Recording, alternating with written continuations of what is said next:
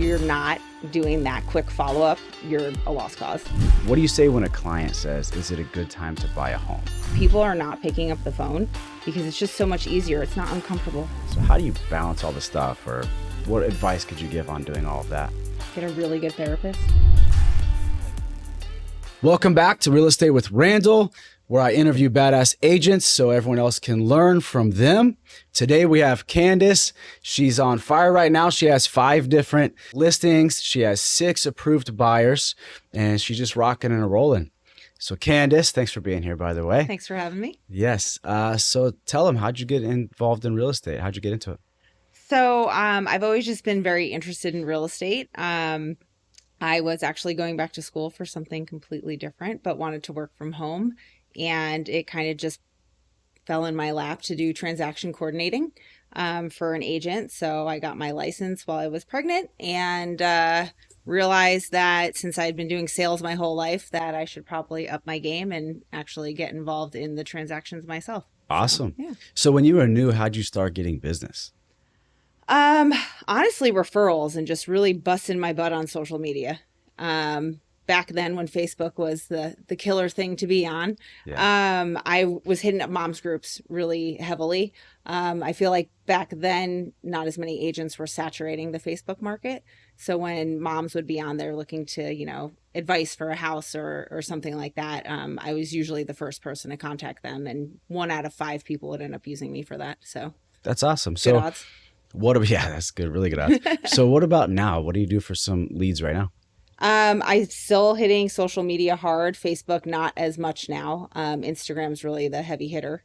I need to get better at my YouTube because I know that's important, but we'll get there. Referrals are still huge. Just staying in contact with people and having a CRM that you actually are working and pulling new leads into, whether they're bought or from open houses.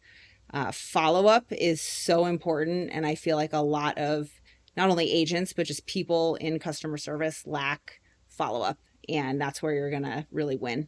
Couldn't agree more there. So let's dive into that. So what do you do for some follow-up stuff? In maybe different scenarios, some of your past clients, for example, what do you do to stay top of mind with them? I make sure that I'm emailing them a minimum of once a month. They're going to get several more than that. Just that's how I work. But, making sure that happens. My CRM also connects to their account on social media. So when my follow-up comes up, I can click on their social media right from my CRM, go in there and make comments, message them directly and be a little more personal and not so real estate-y. I do send them gifts every quarter if they're a past client or a possible potential client. And just try to do text messages during Christmas. On Christmas, like a couple weeks before, I give everyone poinsettias. And I like that. It's a lot of work, but it's a chance for me to actually get in front of my clients and be in person with them and catch up with them. And I think that's a really powerful thing. I love that. So what about follow-up for people that are more like either new or a little bit hot? What do you do for people like that? If it's somebody I just met, I do 12 touches immediately. So I have my CRM set up to remind me every day. And then I also have auto texts and emails going out to them that I have set up on a system. It's so important to get in front of them because if they've gone to an open house or they've clicked something on Facebook or Google, they've probably done it with 55 other agents. So if you're not doing that quick follow-up, you're a lost cause. So 100%. That's really important. I love that. And so do you do a buyer's presentation? I do. I've been doing it for years. Okay. Tell us about it. Love my buyer's presentation. I've had several people actually tell me that the agents that they were going to work with never told them any of the stuff that I tell them. When I first bought my first home, I had several oh my gosh moments where I was panicking because nobody explained anything to me. And I've taken that lesson and now I bring it to my buyers. I sit down, I have a booklet I hand out. It goes over literally every step of the process, including title, including lending, inspection, home warrant. It goes over literally everything and then a couple other extras. And I go over that all before we even go see a house because I just think it's very important for them to not be in the dark. Even if they bought before, it could have been 6 years ago and they don't remember anything because it's not their job. I love that. So do you go over the broker comp at the same time then? I do. Okay. I do that at the end. I've also been doing that for about 5 years before Oh, all wow. these amazing new rules came out. So to me, it's nothing new. I've always had That's a awesome. broker compensation. Mine is a little different because I've added a page that a lawyer has looked at and it is approved. And it goes over also what I'm going to give them. I Mm, feel like the current one we have is very, I don't know, it's very lawyery and bleh. yeah. And so it's my technical term for it.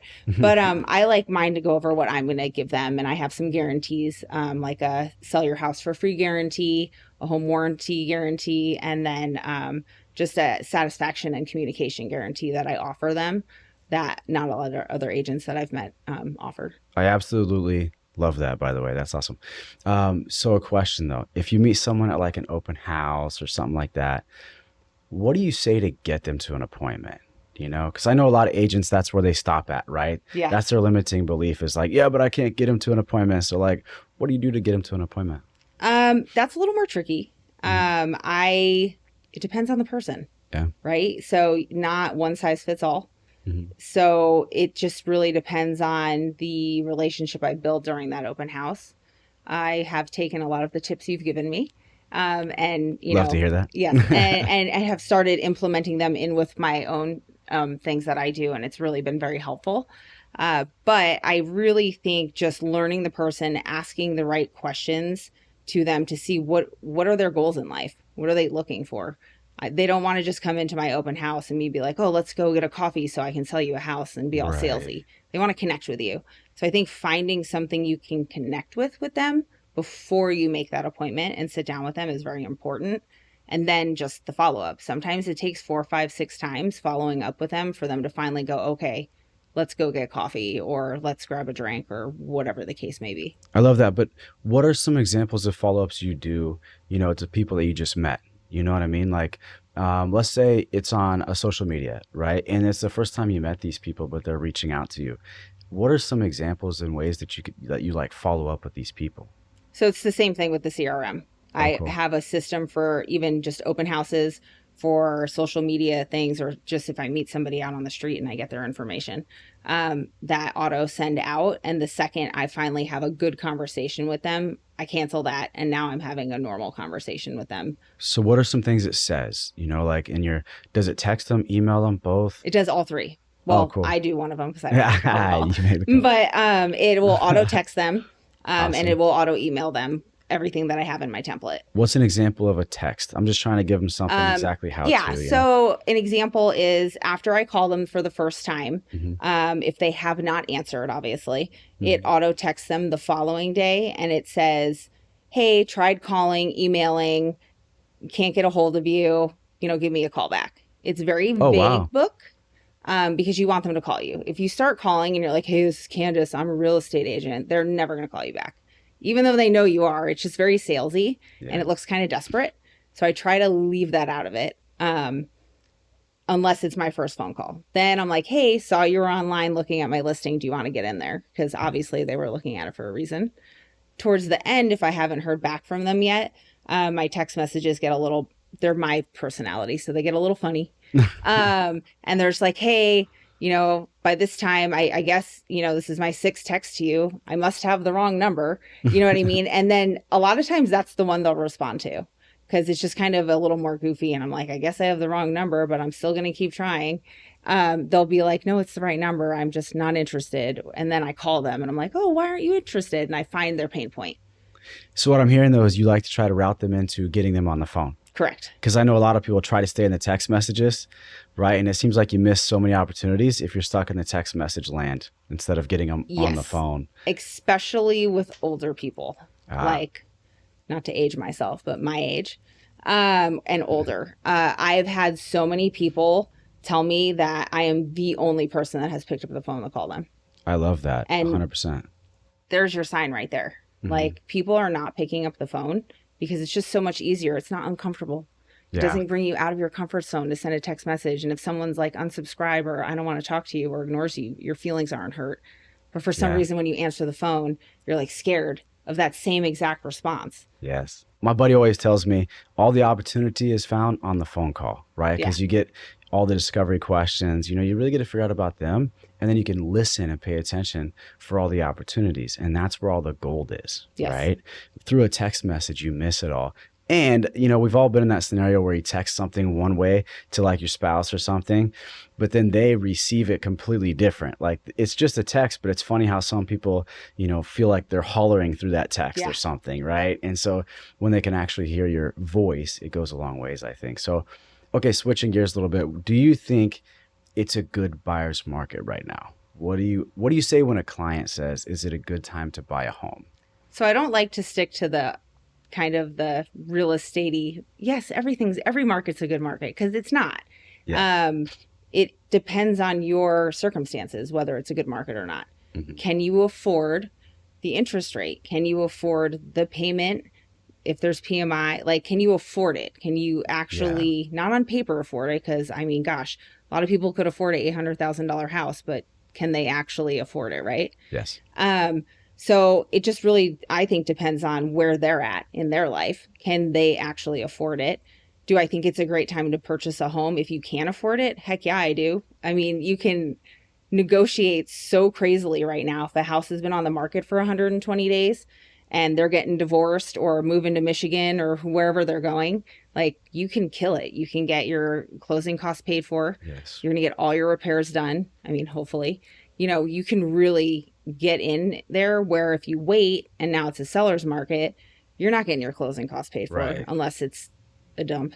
And they're going to go, oh, you want repairs? Sure. We'll fix the lock on the front door so that nobody walks in your house. You know what I mean? Yeah, to me right now, if you're buying and you can't afford it, you are going to get so much more for so much less money, because you have so many options. Yeah. We have one right now where they're getting a lot of seller credit. So yeah. And hopefully some more. Yeah, they will. You'll get to them. Okay. So you have a lot of listings right now, or a good amount of them. What are you seeing with the listings you have on the market? Because obviously a lot of people are getting listings and some of them are sitting on the market for a little while. What are you experiencing? Probably the same thing a lot of people are seeing, that are agents. Things are sitting on the market unless they're in an amazing area. And it's highly sought out area. Yeah. Completely remodeled and priced appropriately. If those three things are not happening, they are sitting on the market. So it's so important to, obviously you can't do anything about where you're located. Yeah. It is what it is. But the other two things are very important to take into consideration. And if you are not fully updated, then you need to price lower. So what are the conversations you have going into a listing appointment then? Because you already know that. And I know you're one of the things I love working about you is you're definitely straightforward. So what do you tell these people in the beginning then, knowing it's that kind of a market? Like, how does that talk go? So I've recently shifted how I've started doing this, because a lot of people, they love their house and they think their house is always the best house. And I love that for them. But usually it's not. Yeah. And I tell people where the pain points are probably going to be within the house, when we sit down and we walk through it. And I tell them little things they can do to improve it, stage it. I'll help stage it a little bit as well. The biggest thing is the price talk, right? Everyone gets uncomfortable about that, because you walk in and you know where it needs to be priced. Well, I know anyways. I would hope other agents do as well. And I think the biggest advice I would give is to stay strong with where you think the house should be priced. Because if you let your seller tell you where it should be priced, it's going to sit on the market and not do you any good. So I just recently started doing this with my clients, is if we're not coming to an agreement and I'm like, hey, your house should be at 810, and they're like, well, I want it at 860. I fully feel like you should work someone that trusts in the price that you want to sell it for. I'm not that person. And I want you to find somebody. I can even get you a referral if you'd like. And when it doesn't work out in 6 months, I want you to give me a call, and I'm happy to work with you then. See, that's why I love the straightforwardness. Yeah. Because basically you're slapping them in the face with in the nicest way possible. And it is. And I'm not tarnishing a relationship, because if this house sits on the market for 12 months, now I look like an idiot. That's right. I look like I'm not doing my job, even though I'm doing everything I do on all of my listings and changing that constantly just based off of how the market is. So, and spending thousands of dollars. Yeah. Like, I don't go cheap on my houses. Like, I go big or go home. So talk about that. That's what my next question. What do you do to market the house? What are some things you do to get, eyeballs on the home? Well, I like to take videos of you just laying in the bed and on the counters and hope apparently. it sells. So I always do really nice pictures. If they don't come out the way I like them, my photographer will know, and we will redo them. I like to do a walkthrough video. Depending on the home, I'll usually do that. If the home is a lot smaller and a little more cookie cutter, sometimes that walkthrough isn't as helpful. So we'll do like a short walkthrough versus me being in the video. Aerial shots, I think, are always important, but that's a me thing. If it's a weird layout, and I don't say weird, but like maybe a bigger house, having that layout plan is helpful to give people an idea. And limiting your pictures on MLS is so important. Your photographer is going to give you 75 photos. You do not need to use 75 photos because you want to, give them something to guess about and want to see the house. Interesting. And then obviously postcards, I still do those. I think they're important now. I didn't used to. They weren't before. Who do you send them to? So it depends. So I'm very strategic on how I market properties. So if it's in like my neighborhood, for example, I will do my whole neighborhood because that particular neighborhood is very family. I shouldn't say family. They're a big community that likes everybody talks. So them being able to pick out their own neighbor would be very important to them. Awesome. And then I also shoot it across, the neighborhood roads and all that stuff. Yeah. Recently speaking, because of where it outlines, I'm actually going to start sending letters to a completely different area to attract people over to that side of Phoenix because I don't think people know about it. I have another listing that's like in the middle of nowhere, and that's a very different clientele. Postcards could help, but I'm going to do handwritten letters, and that's nice. They're going to open them. And so it just really depends on the neighborhood. So awesome. Open-ended question. Or answer. Yeah. But I like to make sure I'm not wasting my marketing dollars. So if I'm going to do something, I'm going to make sure I'm doing it correctly. I love that. And so I know you do some social media. So do you boost some stuff on there then too? Or what else do you do as far as that route goes? Just started boosting stuff. In the past, it was not what the algorithm wanted. As of last month, it is. So I just started playing with boosting stuff again. Nice. I haven't determined how I feel about it yet because I just started and I like to give things like 3 months to see how they're doing. But yeah, just started that. And I do market very heavily on Instagram. I think it's very important to do Instagram, Facebook, YouTube. I'll even do TikTok, even though they like my stupid videos more than they like my house videos. But I'll throw them in there. You never know. I have gotten clients off TikTok, so love it. Whatever. And then neighborhood apps, next door apps, marketplace, like those are all free. Love that. And very important to I don't pay attention to it, but people are paying attention to the neighborhood next door apps. So it's important to market on there and pay attention to it on that level. I don't care about everyone's missing dogs constantly, but I love hearing that because a lot of people just post it on the MLS and that's kind of where it stops. So to hear that you go post on all of these other places that it doesn't go to, that's nice. So tell me this, you obviously have kiddos, husband, all the things, and you're still doing great with real estate. So how do you balance all the stuff, or what advice could you give on doing all of that? Get a really good therapist. Just kidding.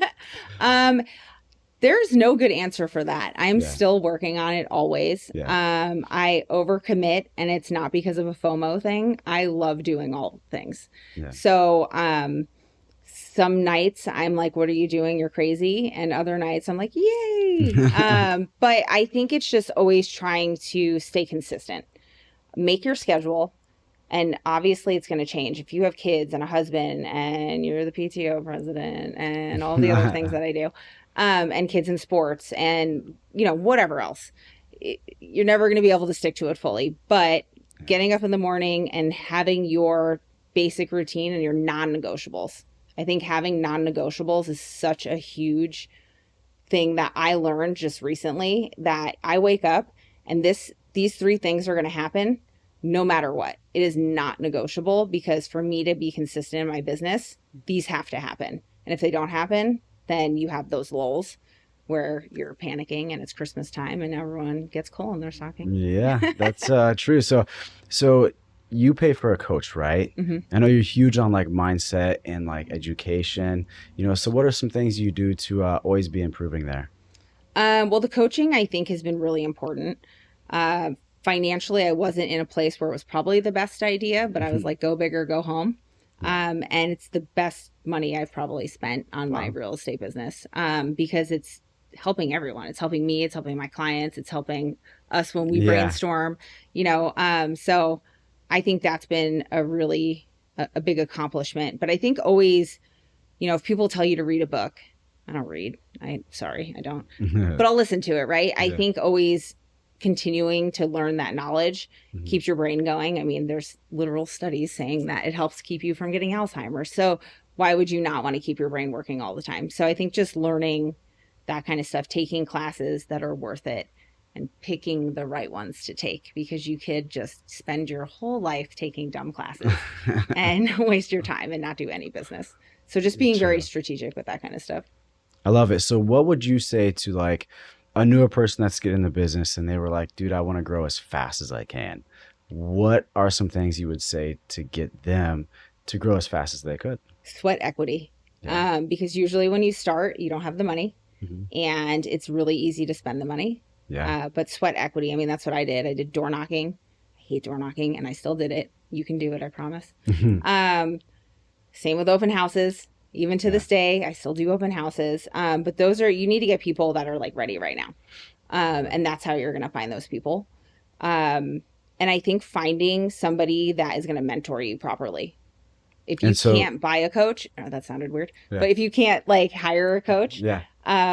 finding someone, even now, I've looked up to you for open houses. I have Mhm. other people I look up to for certain things that I know I can always reach out to when I need a second opinion. Finding those people that are going to be there for you. And then in return, eventually you're there for them when go Yes. on a little bit longer is so important. I love that. That's why I love some of these brokerages. Like, I know we were both a part of Real for a while, and they do like Real Cafe, Hmm. stuff like that. I think it's cool when you have those communities. Hmm. I know some groups in EXP, they kind of do the same thing, but anywhere that has that community, so you can really learn from the people that are above you, goes so far. Another thing too, since it's free, is probably social media, right? They should Hmm. probably go get on social media right away, Yep. not be shy, put yourself out there, stuff like that. So cool. Well, that's pretty much all I had, but it sounded like you have some questions for me. All right. So I have some questions for you now, since you've asked me so many questions. Let's do it. So I know a lot of people are wondering, if you have bad credit, can you still get approved for a mortgage? Absolutely. So one of the reasons why we became a mortgage broker is because we can go all the way down to a 500 FICO. Now, obviously, it's tough when you get in that ballpark, but it's doable. Yeah. So is it true that you can purchase a home with zero down payment? Yeah, absolutely. We have several. I think we have 7 right now, different programs that you can get into a house with absolutely nothing down. As a matter of fact, we can get it to where right now in this market, we're getting so many seller credits that we can get the closing costs paid for and everything. So literally the only thing out of pocket is your appraisal and your inspection, which usually is around $1,000, and you can just walk straight into the house. So there's some pretty sweet programs out there right now. They are very nice. I know I used one of those programs when I bought my first house and it was wonderful. Yeah, it works great. Look at you. You did well from it. Yeah, no complaints there. Made equity on it 100%. for the next house. Okay, so I know a lot of people are very confused, and I think some agents are even too, the difference between a pre-qualified and pre-approved. Yeah, So- I love that you're asking this question, actually. It's the biggest question we get. And honestly, most people they think I'm lying when I say there's a difference even, right? Here is the pre-qualification. You just call up a lender or fill out an application. You send in some docs and they look over a little bit of information and they go, hey, you're approved. It's probably going to be for X amount of dollars, right? And they take in a fair amount of information, but a pre-approval means that we're legit either completely ready to send into underwriting, or it has actually even been underwritten and we already know through the underwriter that you're going to get approved for that amount. Like, you're already approved.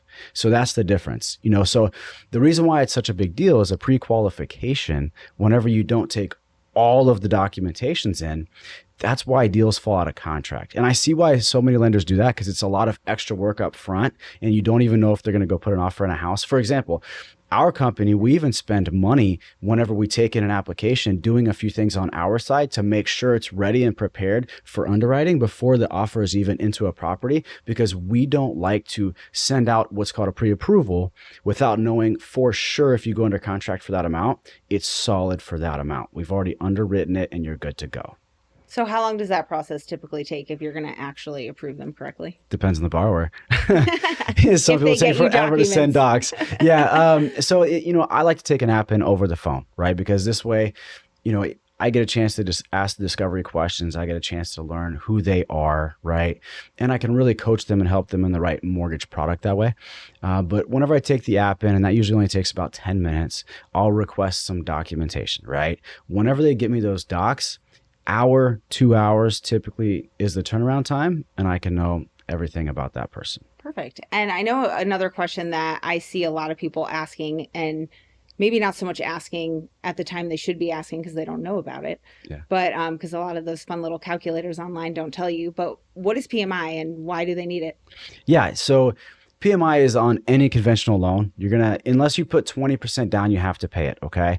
But that's not a reason to wait until you get 20% saved up. It's ridiculous, right? If you have good credit, you're not going to pay that much in PMI anyway, but it's to protect the lender. It's not protecting the borrower. It's actually protecting the lender just in case you default on your loan or something like that. So you have worked on both sides of the market. You used to be a real estate agent and now you're in lending. So how does that make you better at what you do now since you've been in both worlds? So glad you asked that. I actually think that's one of my secret weapons right now. But, as you know, I did open houses the whole time, right? And I would like to say I was pretty successful at that. So I have a lot of knowledge to give in the open house area. I know the process very well on both sides, so I know what the real estate agent's thinking about the lender and vice versa now, right? So I know how to best communicate because I was in those shoes previously. And also just cool things like, a couple of my agents were either sick or just something had happened to them or they were out of town.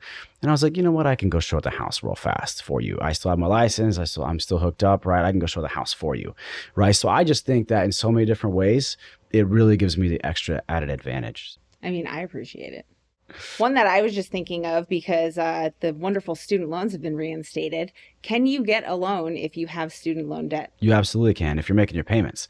Now, I had someone just recently, actually, we were under contract on a house and they had like 6 different student loans. And because of all the mess, a few years back or whatever, they were not paying their student loan payments. And so through the contract period, it all hit them at one time and their credit score got knocked back 160 points. Oh my gosh. Completely kicked us out of contract. So I would say make sure you're at least set up on the minimum payment and paying it. If not, it will hurt you now. And is it true if you're not on a minimum payment with them that you have to use like a specific number, which it can actually hurt you as well?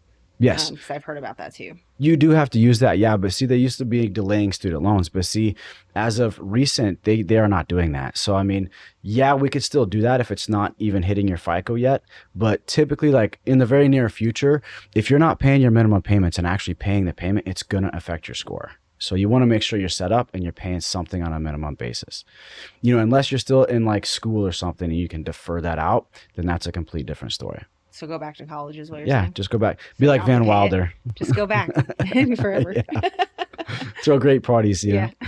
Perfect. Yeah. Well, thank you. So thank you very much, Candice, for being here today. I really appreciate all the knowledge you shared with everybody else. Where can these guys follow you? Thanks for having me. And you can follow me on Candice Sells Phoenix on Instagram is probably the best place to go. Thank you, everyone, for tuning in. And make sure to subscribe so you don't miss more of these.